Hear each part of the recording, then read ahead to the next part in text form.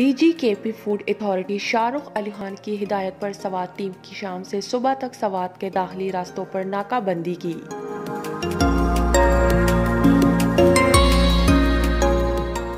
जिसके जरिए सवात में खुराक की तरसील से वाबस्ता गाड़ियों की चेकिंग की गई और नाकिस खुराकी अशिया मौके पर जब्त करके मालिकान के खिलाफ फूड सेफ्टी एक्ट के तहत कार्रवाई की गई।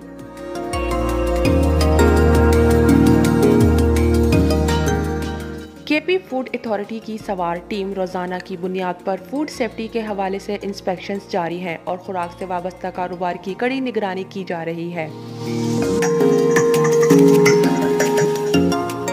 नौशीन, sportstory.news।